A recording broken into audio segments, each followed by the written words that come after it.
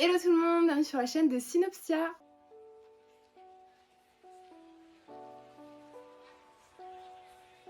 I've never been able to get over the idea of us. I'm still crazy about you.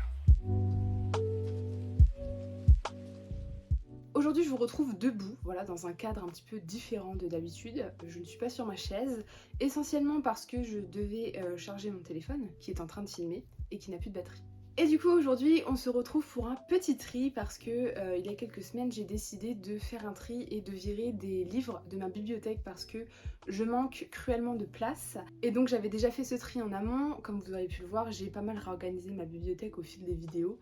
Et j'ai déjà plus de place. Mais bon, ça viendra pour un second tri que je ferai certainement si je déménage. C'est vrai que j'ai beaucoup de mal à me séparer de mes livres, pour la simple et bonne raison que voilà, j'attache beaucoup d'importance à ce que je lis.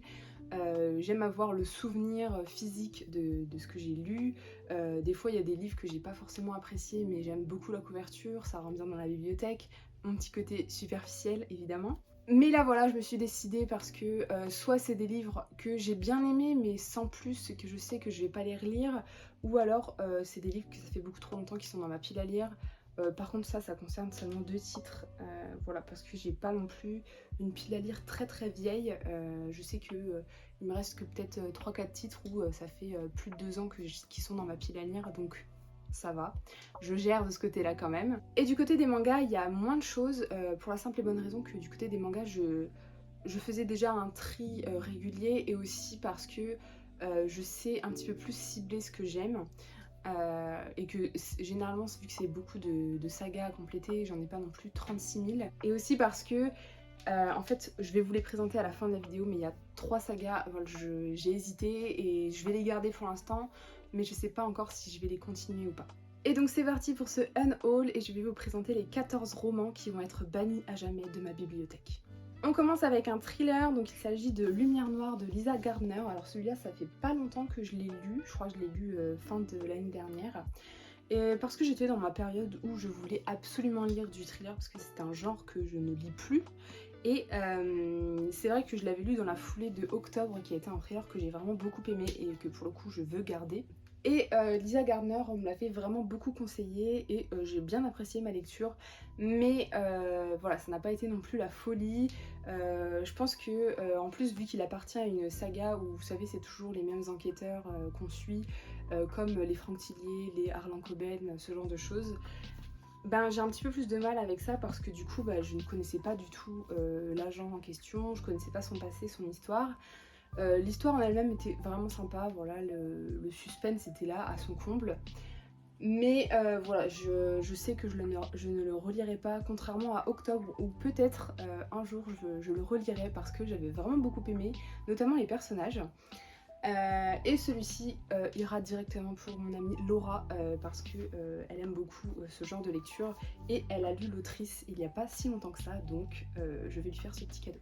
Ensuite, un livre qui est vraiment très joli, que j'avais acheté à un salon de Montreuil, quelle année je ne sais plus. Et en gros c'était mon premier roman, Électrogène, donc de chez Gulfstream, donc qui font de très jolis bouquins comme ça avec tout ce qui est tranches colorées, et j'aime beaucoup. Et donc du coup j'avais craqué sur IRL qu'on m'avait beaucoup conseillé.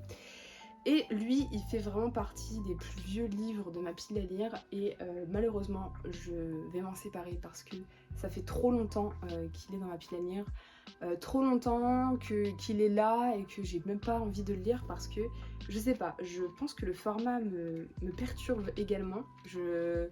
Ils sont assez étroits, enfin je sais pas comment expliquer, et je sais pas, je sais même plus de quoi il parle ce bouquin là, mais je sais qu'à une époque sur Boostagram on les voyait beaucoup passer, les électrogènes, et notamment celui-ci.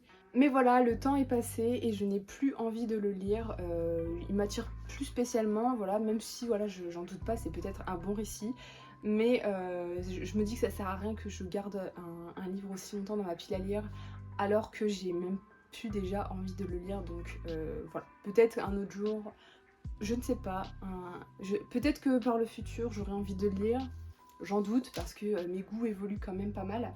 Mais voilà, en attendant, il va trouver un nouveau lecteur et j'espère que ce lecteur-là et bien pourra le lire à sa juste valeur, contrairement à moi. On passe à la romance.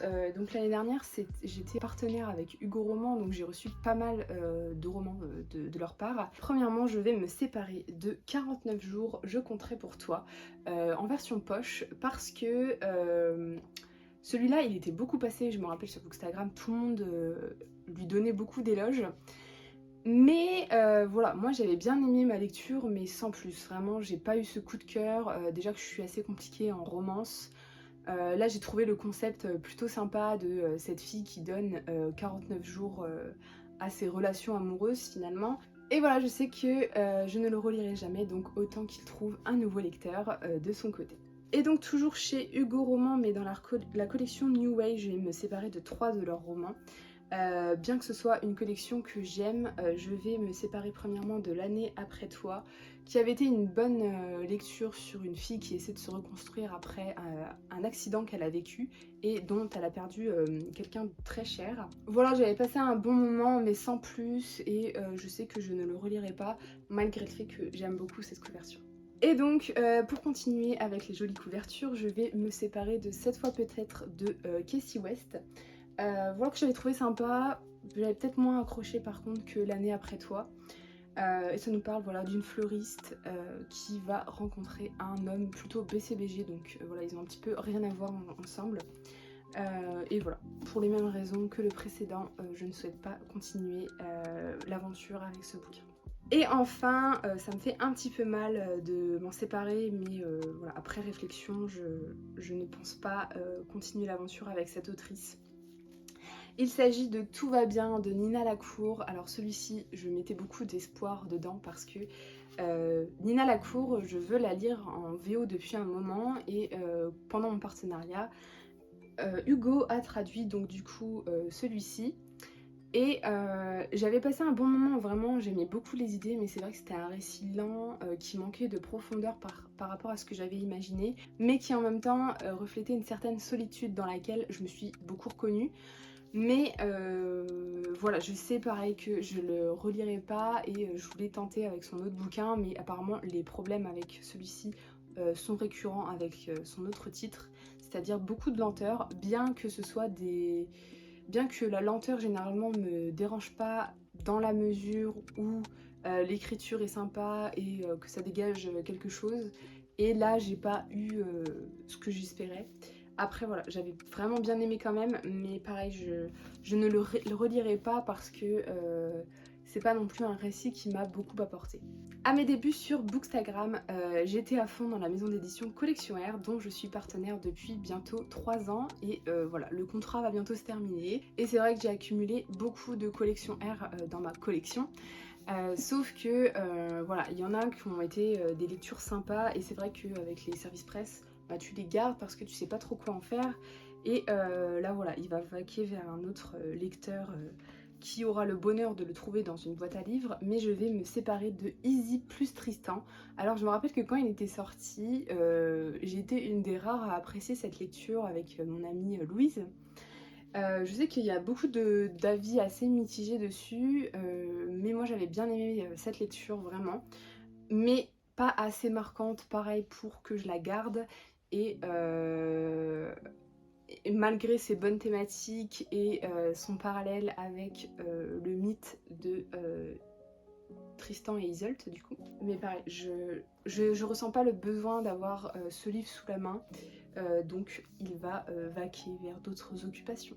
Un autre de la collection R, alors là qui date de très très longtemps, qui devait être adapté au cinéma par Leonardo DiCaprio. J'attends toujours depuis 2016, je crois qu'il date ce bouquin, mais ça fait super longtemps. 2017 je dirais quand même. L'Empire des Sables, voilà. La dystopie écologique qui a conquis Leonardo DiCaprio. Moi, on me dit ça, on me le vend, j'adore. Et c'était plutôt pas mal, mais il me manquait une suite que l'autrice avait dit qu'elle travaillerait peut-être dessus, et c'est jamais venu. Voilà, nous sommes en 2021. Bon, je pense que je peux me séparer de ce bouquin qui m'avait pas non plus marqué, malgré ses grandes qualités. Voilà, j'avais quand même passé un bon moment, mais j'attends l'adaptation au cinéma, bientôt adaptée au cinéma. j'attends, voilà. Du coup voilà, très jolie couverture, vraiment, j'aime beaucoup. Et voilà, celui-là pareil, je sais que je le relirai pas malheureusement. Mais voilà, j'avais besoin de place sur mon étagère collection R. Et enfin pour terminer avec la collection R, c'est un petit crève-cœur pour moi. Mais par un temps, j'étais assez fan de Mira El Joundir, voilà, qui a fait... Hop, voilà, ils sont trop serrés. Ils sont trop serrés. Qui a fait la trilogie Caleb. Voilà, pareil, c'est une trilogie, j'ai été une des seules à aimer à l'époque.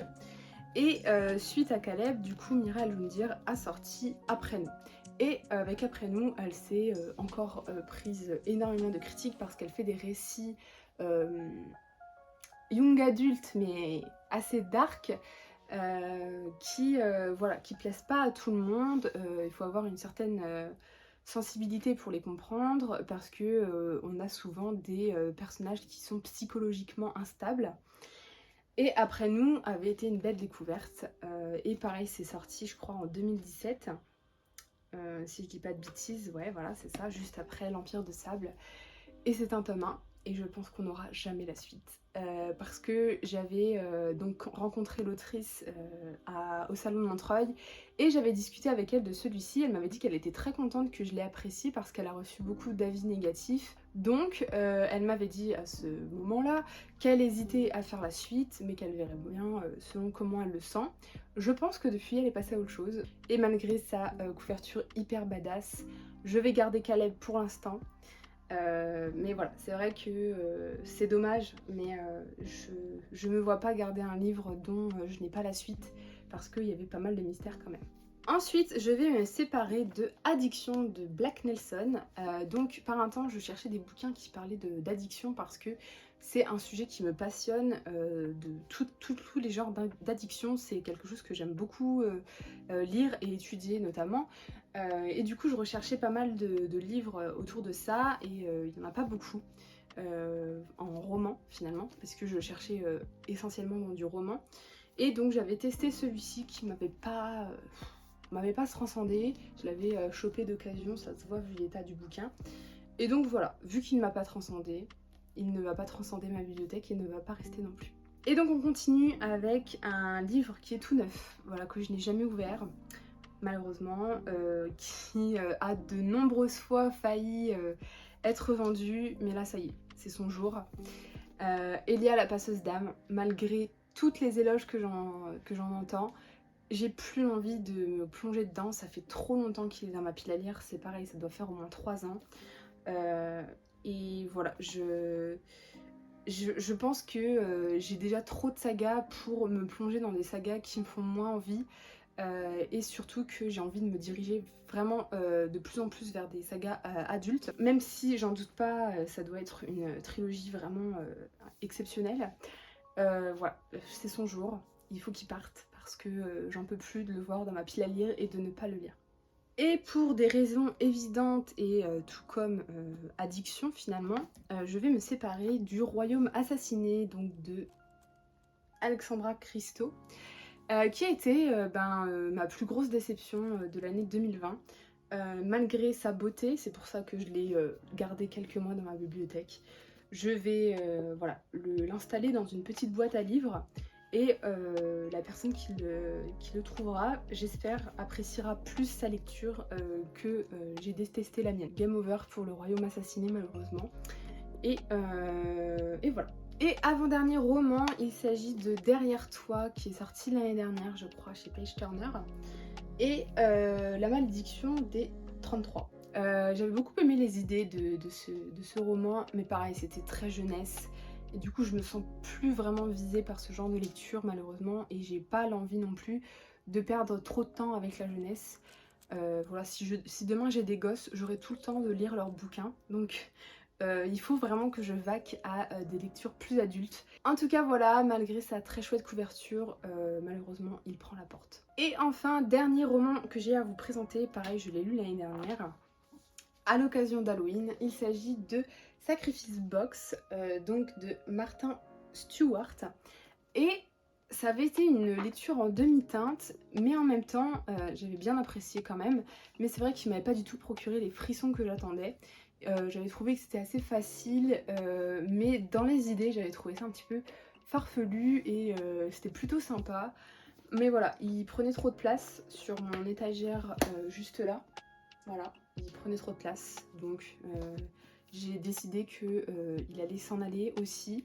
En tout cas, c'est dommage, hein, mais je l'aurais pas gardé longtemps celui-ci. Mais voilà, j'ai pas le choix, je n'ai plus de place. Et maintenant on va passer au manga, voilà, dont je souhaite me séparer. Premièrement, nous avons Quand la neige m'appelle, donc de Makoto Ayazawa, qui m'avait été glissé dans un colis par Chloé. Voilà, j'ai lu ce petit one-shot, qui était plutôt sympa, mais clairement pas mémorable. Donc voilà, je souhaite vraiment garder dans ma bibliothèque soit des sagas qui sont en cours, soit des sagas voilà, que j'ai un attrait particulier avec elles, qui m'ont marqué d'une manière ou d'une autre et que j'aime vraiment beaucoup. Du coup voilà, bon, même si c'est un one shot et que ça prend pas énormément de place, je sais que jamais je vais relire ce manga. Et le deuxième, alors ça j'ai lu que le premier tome, c'est Scarlet Soul, donc de chez les éditions H2T.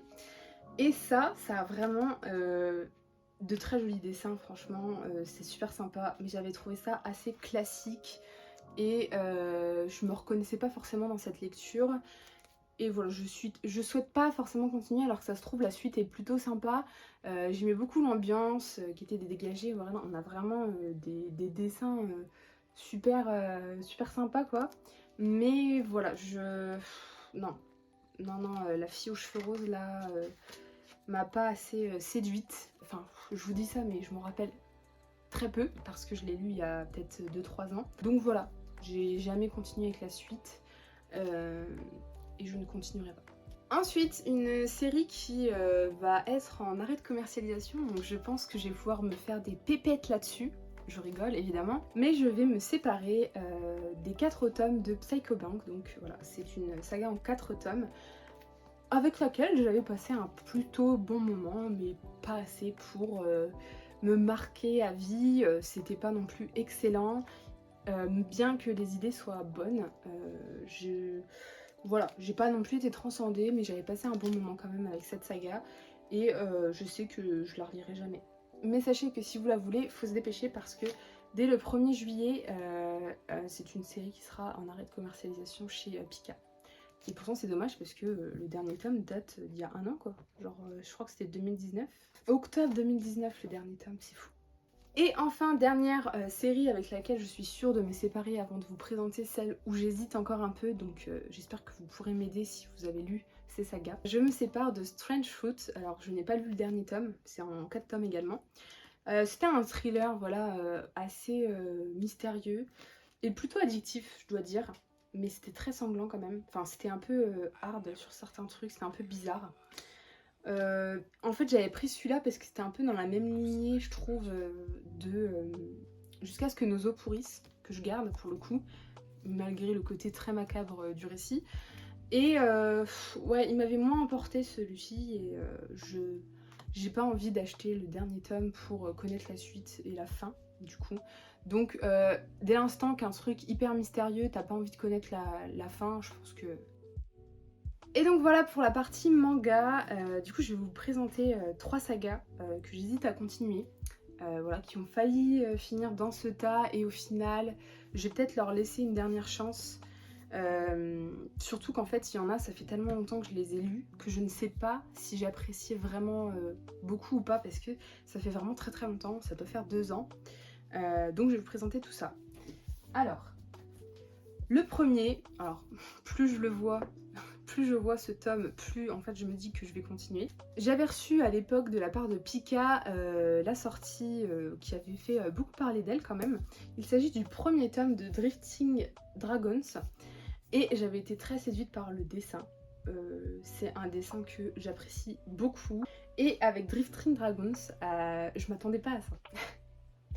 Je m'attendais pas à ce qu'on bouffe du dragon. Et je pense que ça a été un petit peu un traumatisme pendant ma lecture qui m'a laissé un peu... J'étais un peu... voilà, En fait, dans mon esprit, le dragon, c'est vraiment ce qui représente la fantaisie et une figure en fait qu'on respecte une figure qui peut être de terreur ou aussi une figure très amicale, mais pas qu'on les bouffe. Genre j'ai l'impression qu'on mange du chien, j'ai l'impression qu'on mange du chat dans ce récit, ça me fait très bizarre. Après je pense que voilà, c'est une question de juste se mettre dans le récit par rapport à ça, mais en fait je pense que c'est vraiment le truc qui m'a un peu sortie du récit. C'est totalement débile, hein, vraiment, parce que je lis des trucs, des fois ça n'a aucun sens non plus, mais là je sais pas, ça m'a fait un petit quelque chose quand même qu'on bouffe du dragon, parce que j'adore les dragons moi, et bon, c'est tout. Mais en fait c'est vrai qu'après les tomes sont sortis et je trouvais les couvertures de plus en plus chouettes, et j'avais vraiment été séduite par le dessin. Et je pense continuer, mais c'est vrai que le fait qu'il y ait déjà 7 tomes, ça me désespère parce que je me dis que j'ai pris trop de retard. Je sais pas combien de tomes elle fera aussi, il faudra peut-être que je me renseigne là-dessus. Mais voilà, j'avoue que j'ai hésité à m'en séparer, mais en fait là en vous reparlant, j'ai peut-être envie de découvrir la suite. Ensuite, la deuxième série, voilà, qui est un peu passée inaperçue je trouve, mais je sais pas pourquoi en ce moment j'ai vu pas mal de posts dessus, notamment des stories. Et donc c'est toujours chez Pika, j'avais pu lire les 3 premiers tomes de Eileen, la charmeuse de bêtes. Et en fait pareil, j'aime beaucoup l'univers, mais je sais pas pourquoi, je trouvais qu'au niveau narratif, il y avait des scènes que je comprenais pas, j'arrivais pas forcément à me mettre dans le récit sur certains points. Mais c'est pareil, je trouve que c'est une saga qui mérite que je la continue, c'est pour ça que je l'ai pas laissée dans mon tas à donner. Et en fait, je suis même en train de me poser la question si j'avais lu le tome 3, parce que je crois que le tome 2 m'avait fait complètement lâcher tellement je comprenais rien. Mais c'est quand même un univers, voilà, c'est un petit charme je trouve.